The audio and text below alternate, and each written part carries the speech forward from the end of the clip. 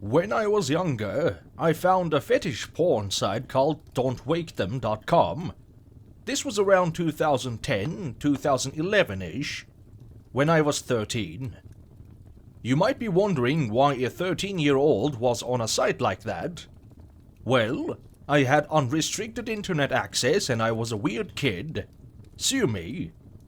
The site was very Web 1.0, with a black background and the site's title at the top of the page. Everything was written in Comic Sans.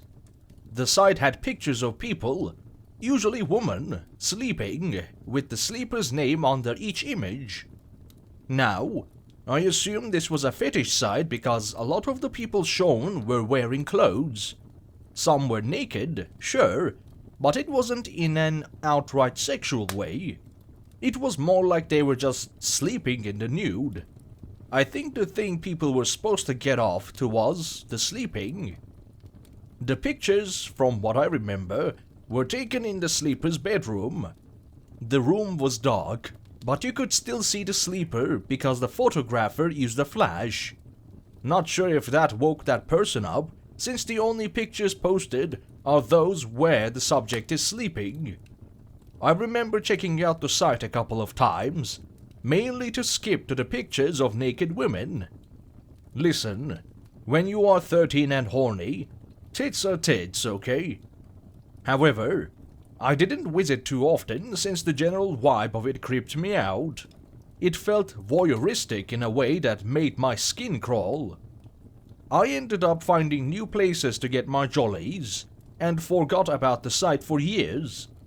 I eventually weaned myself off of my prebusant porn addiction, though not before getting a monster of a virus on the family computer, and instead focused on trying to get a girlfriend and possibly laid. You know, normal teenage boy shit. Anyway, let's fast forward to a couple of days ago. I was listening to a podcast advertise Casper mattresses, which somehow reminded me of don'twakethem.com. A bunch of old memories popped into my head, and I decided to look it up. The site doesn't exist anymore, instead taking you to a page listing similarly named sites. On a log, I decided to put the URL into the Wayback Machine and go back to 2011.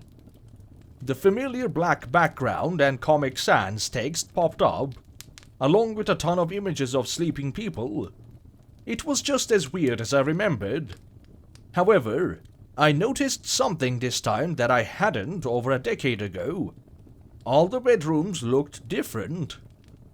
Now, that may not sound like much, but for a site that appeared to specialize in very low-budget fetish, that means a lot. These productions tend to just reuse the same sets, which are usually just someone's apartment. Here, though, every bedroom looked different. The walls were painted a different color depending on the image. Some bedrooms had windows while some didn't, and none of the bedrooms had their furniture arranged in the same way. Maybe it was a bunch of people doing this independently in the same style. They'd take their picture and send it here. That seemed like the most logical and least creepy explanation.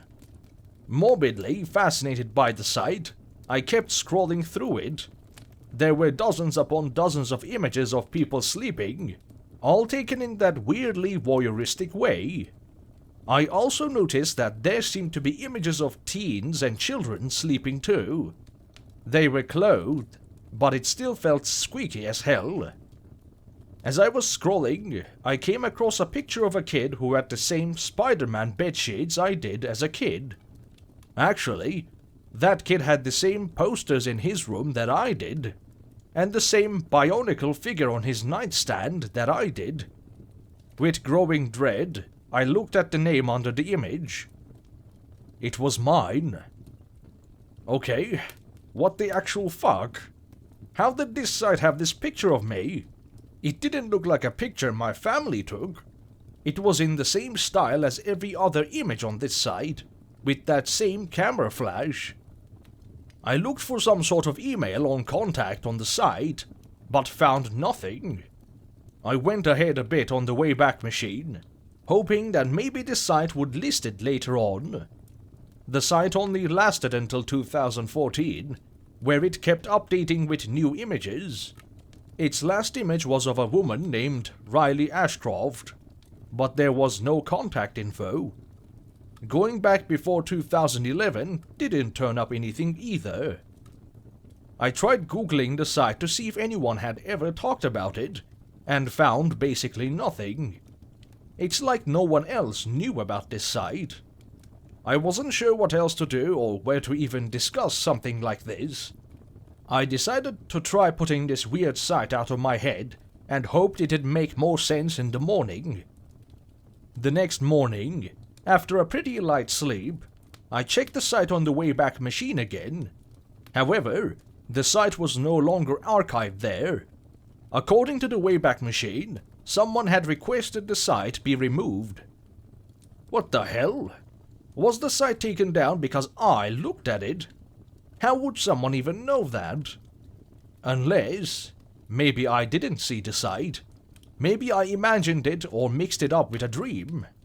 Not sure how I'd do that, but at that moment it seemed like the best explanation. I mean, it's not like there was any proof that any of this existed outside of my head, right? I went about my day, trying and failing to put this entire thing out of my head. I put on some headphones and listened to a podcast to help myself sleep. I had nightmares of camera flashes. That brings me to this morning. I saw that I got an email from someone going by Sleepyhead. Just that name made my stomach drop. Taking a deep breath, I opened the email. The only thing the email contained was a picture of me, taken while I slept, with that same signature camera flash. What really freaked me out was that, in the picture, I was wearing those same headphones I wore last night.